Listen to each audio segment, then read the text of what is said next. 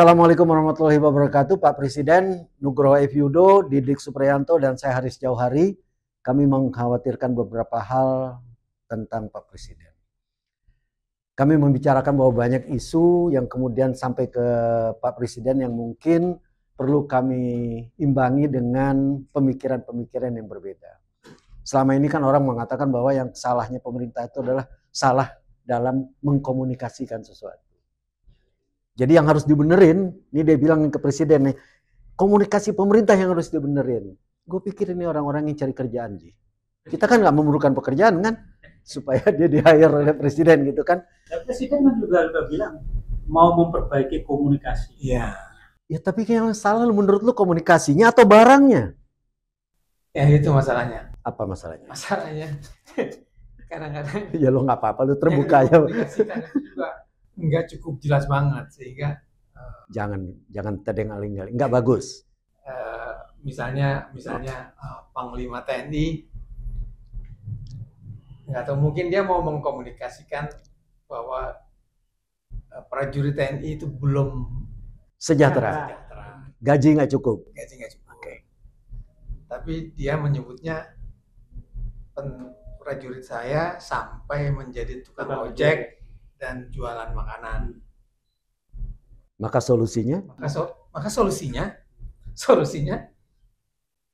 dimasukin ke swasta. Menurut saya itu jadi blundernya bukan karena salah komunikasi, blundernya karena ketidakjelasan.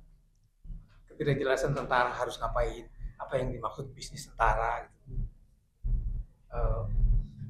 Kalau istri tentara jual makanan di rumah, nggak bisa disebut bisnis gitu kan. Iya. Jadi jangan sebut yang begituan. Menteri Agama yang nyebut ormas yang datengin pengusaha minta THR itu udah jadi budaya kita. Janganlah ngomong begitu kan. Apalagi dia Kementerian Agama yang harus membawakan menteri yang paling moralnya harus tinggi kan Kementerian Agama. Lalu itu soal kiriman babi buat suruh dia masak aja. Kalau gua mungkin iya ya. Gua sama Didi nggak bisa Ji. Itu juga ada itu ketika rame ya kabur aja. Ada bilang ya udah kabur aja nggak usah balik. Iya. Ya mungkin bener sih maksudnya gitu. Cuman sebagai pejabat kan dia nggak pada tempatnya lah. Jadi memang ada dua problem di sana. Ada problem memang tidak jelas apa yang harus disampaikan. Yang kedua ada problem kemampuan berkomunikasi dalam hal dia nggak sadar kalau sekarang posisinya pejabat. Padahal dia dulu buzzer gitu. Jadi kan susah gitu. Kalau kayak ngomongnya masih kayak ngomongnya buzzer ya. Udah terbiasa Ji. Udah terbiasa ngomongnya nggak jelas. Gue cuma mau ngasih apa namanya kontrasnya ya. Dulu kita ini kan kebetulan karena umur kita kan udah tua, kita ngalamin masa Orde Baru. Lo bayangin masa Orde Baru, masa di mana segalanya nggak bisa terbuka. Yang Pak Presiden juga ngalamin. Iya, Pak Presiden juga ngalamin. Represif lah kita merasakan.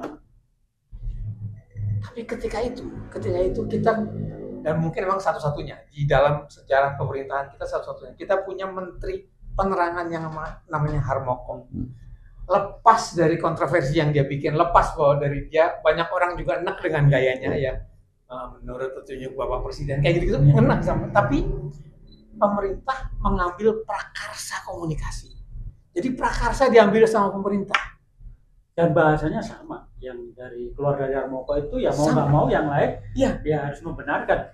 Dan itu ya Harmoko memberikan keterangan pers karena memang masa represif, banyak hal memang tidak diungkap ke media. Tapi nanti entah beberapa hari kemudian, entah hari yang sama, malamnya biasanya malam itu Harmoko mengumpulkan pemimpin redaksi, mengumpulkan pemimpin, dan kebetulan dulu pemimpin redaksi itu kebanyakan juga pemilik media. Itu dikumpulkan.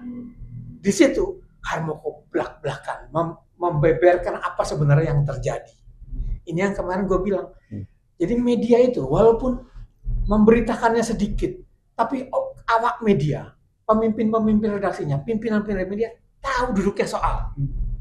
Yang diungkap, yang dimuat memang tidak segamblang itu. Tapi kita semua tahu. Ada kejujuran. Ada kejujuran. Kalau ada masalah, walaupun bukan presiden yang mengomongkan, Pak Menteri yang mengomongkan, tapi kita tahu ada masalah. Dan dibuka. Walaupun terbatas kepada para pemimpin redaksi. Bahwa pemimpin redaksi ada sebagian yang lalu men-share informasinya ke wartawan. Ada juga yang menyimpan itu soal lain. Tapi sikap Harmoko, sikap Menteri Penerangannya ketika itu jelas. Ini yang penting buat kita kan duduknya soal. Kejelasan tentang duduk perkara, bahwa yang diberitakan apa itu soalnya lah. Karena kita kan punya juga kode etik. Kalau narasumber bilang off the record, ya off the record. Kita punya kode etik, kita juga punya agenda.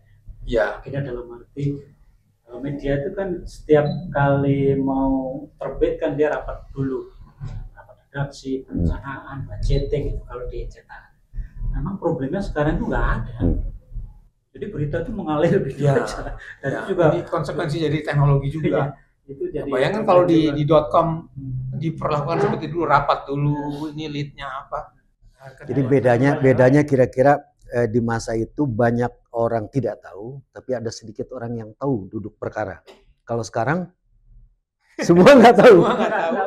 Atau semua merasa tahu. Nah, itu semua nggak tahu karena apa yang di kepala Pak Presiden lah. Sebetulnya stafnya sendiri juga nggak ngerti. Bahkan kan muncul keluhan mau ketemu presiden aja nggak gampang kan. Kan ya terpaksa kita bandingkan dengan Pak Harto lah. Pak Harto itu seingat saya waktu saya masih jadi aktivis. Itu kan setiap hari ada berita pejabat ketemu beliau. Itu kan artinya sharing informasi kemauan presiden itu kan clear. Atau pada zamannya SBY lah ya. Ketika menteri-menteri ketemu SBY ngobrol soal rencana kebijakan kan kadang-kadang bingung. Menteri-menteri itu datang ke JK yang menjelaskan. Kan jadi clear. Kemudian JK juga sering bicara sama media. Ya itu tadi dijelasin semua, mana yang boleh diberitakan, mana yang kalian tahu lah. Gitu. Kalian atur lah. Malah Pak JK, Pak SBY, ketika saya sempat jadi wartawan istana, kadang-kadang berkomunikasi dengan wartawan. Kita enaknya ngomong apa ya? Jadi kita wartawan agak dilibatkan lah. Wartawan kan lebih tahu apa kira-kira yang diinginkan oleh pembaca menurut Pak SBY. Lalu kita ditanya gitu loh. Tapi itu Pak itu udah banyak ini Pak. Tapi gue melihat begini, semua sekarang diarahkan ke persoalan bahwa yang salah adalah komunikasinya. Bukan intinya, bukan pokok persoalannya yang salah. Bukan materinya. Jadi seolah-olah Pak Presiden ini diarahkan untuk melakukan manipulasi, bukan mengungkap kebenaran. Kan itu tuh. Ini salah komunikasi pemerintah harus begini, harus begitu. Jadi yang salah tuh komunikasi, bukan yang salah persoalannya, pokok masalahnya gitu. Jadi kan sebetulnya yang diperlukan itu oleh Pak Presiden adalah menyampaikan sesuatu sebagaimana adanya kan. Pahit ya pahit. Ya kan begitu kan mestinya kan.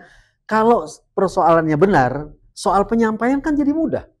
Tapi kalau tidak seperti lu bilang kayak Panglima itu kan, dia terpaksa mengatakan bahwa ya kan prajurit saya banyak yang belum sejahtera, ada yang kemudian menjadi tukang ojek dan segala macam kan, maka diperlukan undang-undang ini untuk meningkat. Itu kan sebetulnya seolah-olah dia udah nggak tahu mau ngomong apa, karena dia tahu sebetulnya bukan begitu kan, dia kan bukan orang bodoh. Lalu rame-rame orang menghujat dia kan, wah Panglima bego nih. Enggak, dia kan pinter, nggak mungkin orang nggak pinter jadi Panglima. Tapi kan persoalannya dia mungkin kesulitan menyampaikan apa masalah utamanya. Karena dia merasa harus mengikuti hal-hal yang sifatnya dalam tanda kutip itu manipulatif gitu loh. Jadi maksud gue kan sebaiknya Pak Presiden nggak perlulah lagi menggunakan buzzer, menggunakan cara-cara memanipulasi informasi itu loh. Jadi jangan sampai Pak Presiden dijebak bahwa ini Pak, ini persoalannya komunikasi Pak. Kan nggak sampai inti persoalan ke Presiden bahwa sebenarnya bukan komunikasi, persoalannya ini barang nggak bagus. Dia menutupi barang nggak bagus, itu kan sebetulnya menipu Presiden. Lu nggak mau kan Presiden lu ditipu? Oh, ya kan? Ya kan? Ya bisa juga sih, memang problemnya di materi, di kontennya. Ya, isi, substansinya.